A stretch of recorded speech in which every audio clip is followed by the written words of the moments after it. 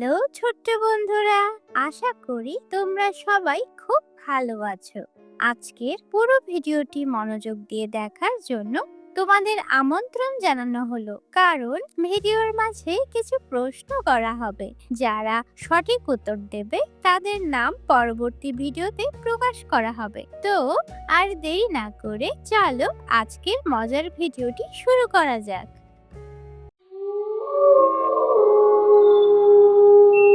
গভীর রাত, পাহাড়ের পাশে অনেক পুরাতন স্টেশনের পাশে একটি স্টেশন ঘর।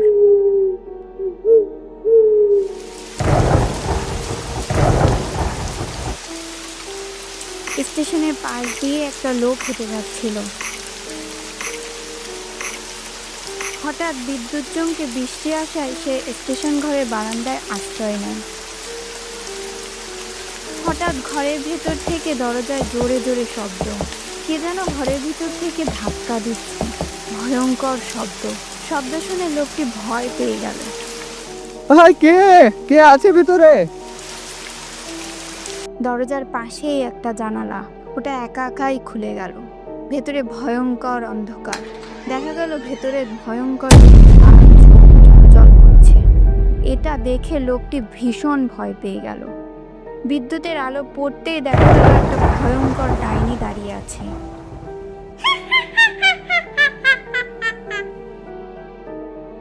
কে তুমি? ওখানে কি করছো? লোকটি কিছু বলতেই যাবে, তখনই অদৃশ্য হয়ে জানালা দিয়ে বেরিয়ে এসে সঙ্গে সঙ্গে লোকটির গলা কেটে দিল ডাইনিটি।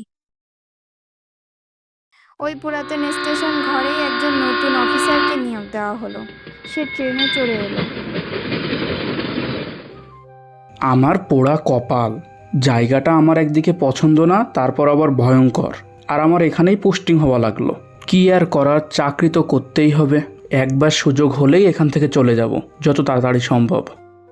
ট্রেন স্টেশন থেকে অফিসারটি স্টেশন ঘরের দিকে যেতে যেতে বলল, কোন গ্রামে এসে পড়লাম রে বাবা, রাস্তাগুলোও ভাঙাচোরা। হঠাৎ একটা পাগল এসে অফিসারের সামনে দাঁড়ালো। কি সব আবোল তাবোল বলতে লাগলো। চলে যাও এখান থেকে, যদি নিজের জীবন বাঁচাতে চাও তাহলে। কি বলছো এসব? যাও এখান থেকে। অফিসার না তুমি? তুমিও মরবা। তোমাকে ওরা ছাড়বে না, ওরা কাউকে ছাড়ে না।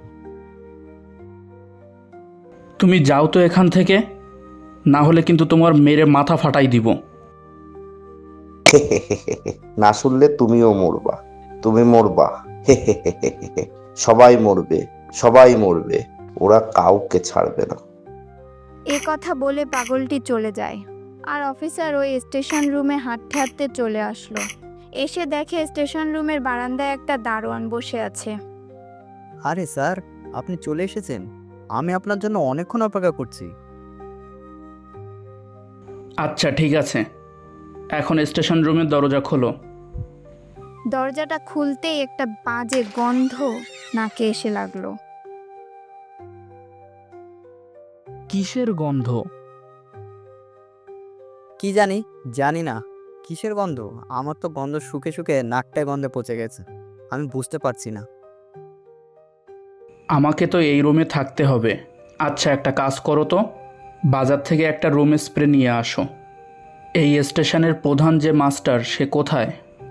উনি তো সবসময় অসুস্থ থাকে, তাই স্টেশন রুমে আসতে পারে না।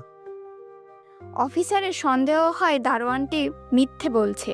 অফিসার আপাতত নাক বন্ধ করেই রুমে ঢুকে যায়।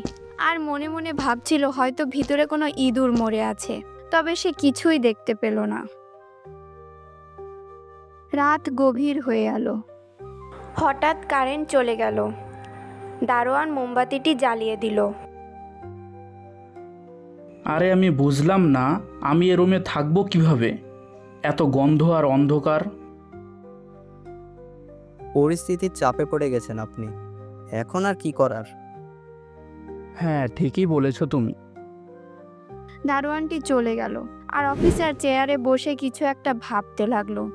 ঠিক তখনই অফিসার লক্ষ্য করলো ঘরের একটা রাখা চেয়ার একা একাই নড়ছিল। অফিসারটি যখনই চেয়ারের কাছে গেল তখনই চেয়ারটি নড়া বন্ধ হয়ে গেল। এটা কি হলো, একা একা নড়ছে কেন? তারপর অফিসারটি চেয়ারে বসলো। ঠিক তখনই অদ্ভুত ঘটনা ঘটে গেল। কারেন্টের মতো চেয়ারটি অফিসারকে শর্ট করে সাথে সাথে হাত পা যেন অবশ হয়ে গেল। অফিসার খেয়াল করলো ছাদ থেকে রক্ত পড়ছিল, গোটা ঘর রক্তে ভরে গিয়েছিল। ভয় পেয়ে গেল অফিসার। হঠাৎ করে ফোন বেজে উঠল। সাথে সাথে সবকিছু ঠিক হয়ে গেল। অফিসার স্বাভাবিক হয়ে গেল। সে ভয়ে ভয়ে চারপাশে শুধু দেখছিল। তারপর উঠে এসে ফোনটা ধরল। ফোনের ওপারে ছিল স্টেশন প্রধান হেডমাস্টার, তার নাম প্রতাপ। কে কে বলছেন? স্যার, আমি প্রতাপ বলছি। আমার বাসায় চলে আসেন, আজ আপনার খাবার এখানে হবে। আচ্ছা ঠিক আছে, আমি আসছি। ভেতরে আসুন স্যার। তারপর তারা ভেতরে গেল। তারপর তারা বসে দুজন মিলে আলোচনা করছিল। কি হয়েছে স্যার, আপনাকে খুব উদাস লাগছে? হ্যাঁ, আমার সাথে কিন্তু অদ্ভুত ঘটনা ঘটেছে। আপনার সাথেও কি এসব ঘটনাগুলো ঘটেছে? কি? এই স্টেশন রুমে কেউ এসে থাকতে পারে না, অনেক অফিসার চলে গেছে ভয়ে। কিন্তু এখানে কি হচ্ছে এগুলো? জানি না স্যার, এরকম কয়েক বছর আগে থেকে শুরু হয়েছে। সরকার এর জন্য কিছু করে না কেন? কিছু তো একটা করা দরকার। সরকার যেটা দেখে সেটা নিয়ে কাজ করে, আর যেটা দেখে না সেটা নিয়ে কাজ কি করবে বলেন? অফিসার রাতের খাবার খেয়ে প্রতাপের বাসা থেকে চলে গেল। অফিসার রাস্তা দিয়ে যেতে যেতে হঠাৎ রাস্তায় একটা বিড়ালের কান্না শুনতে পায়। অফিসার চারদিকে ঘুরে দেখলো কিন্তু কোনো বিড়াল দেখতে পেল না। স্যার, আপনি এত ভয় পাচ্ছেন কেন? আমি বিড়ালের কান্নার শব্দ শুনতে পেলাম। কই, আমি তো কোনো বিড়ালের কান্না শুনতে পাইনি। আমি আপনাকে একা দেখলাম, তাই ভাবলাম আপনার সঙ্গে দেখা করে নেই। চলেন, আমি আপনার সঙ্গে যাচ্ছি। আচ্ছা ঠিক আছে চলো, কিন্তু তুমি আমাকে এভাবে ভয় দেখিও না। দারোয়ান অফিসারের আগে আগে চলে গেল। আগে আগে গিয়ে দারোয়ান একটা গলিতে ঢুকে গেল। আর অফিসার কিছু দূর না যেতেই অফিসারের ঘাড়ের উপর আবার কে যেন হাত দিল। পিছনে ঘুরে দেখে দারোয়ান। দারোয়ানকে দেখে অফিসার আবার অবাক হয়ে যায়। স্যার, এই নেন আপনার ফোন। ফোনটি প্রতাপের বাসায় রেখে এসেছিলেন। কিন্তু তুমি তো এখানেই।